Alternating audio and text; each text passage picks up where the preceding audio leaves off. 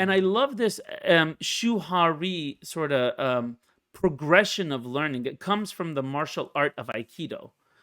I don't know anything about Aikido except this, so I'll just tell you about this. So, Shu Ha Ri is a progression. When you start something and learn something new, you follow the rules. I don't know if anyone remembers that movie Karate Kid. You guys know? Yeah. Where it was like wax on, wax off. Like, he doesn't know what he's doing, right? He's just following his instructor's rules, right? And, and, or let me give you a different example. Back to cooking. I love cooking. I love eating, actually. But anyway, if you have never cooked, I don't know, some dish, right?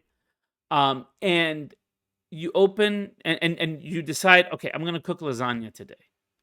All right, great. Do you know how to cook it? No. You don't just start and like, I have a feeling how to cook lasagna, so I'm going to go do it. No. You go on the internet, you find a recipe for lasagna, right? One with videos, very simple, and you follow it exactly. You go buy the same ingredients from the store, you follow that recipe exactly. That's what Shu level is. Following a recipe exactly to learn. Then you do lasagna a couple of times and you start to understand, guess what? There's multiple recipes of doing lasagna, right? I could do it this way, I could do it that way. Without this ingredient, it's still lasagna, but without this ingredient, it's not lasagna anymore, right? So you start to understand where and how you can break the rules, right? That's what's called Ha. And then Ri is mastery.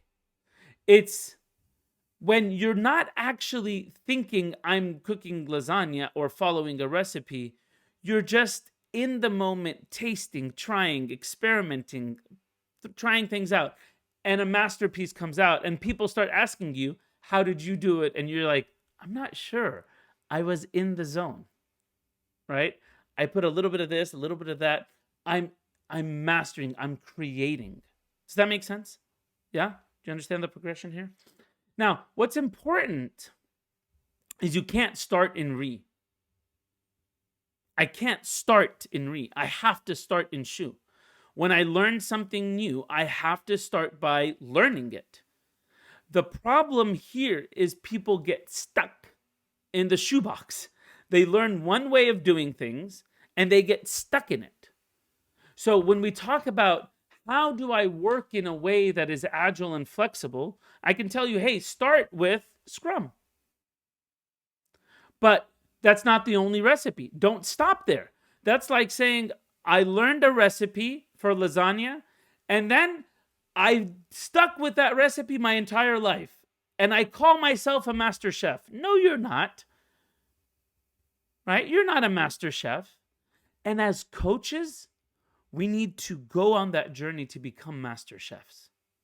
Why?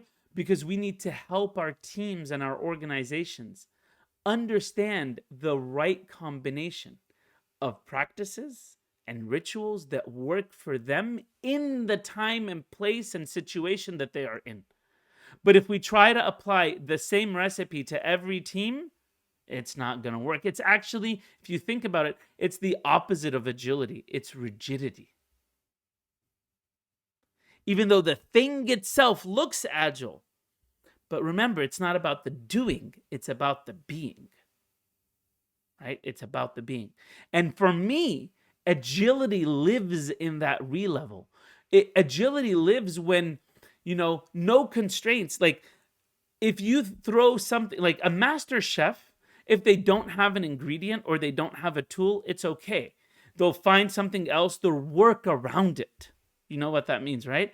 They'll work around the constraints that they have. But someone in Shu level, just learning, if one ingredient is out, they're like, I don't know what to do. I don't know what to do. I don't know how to get around that. And agility is all about whatever the world or the future brings to you. I know how to navigate that and still deliver value to my customer. That's agility. That's the whole point. Right? But it's a journey. I'll end with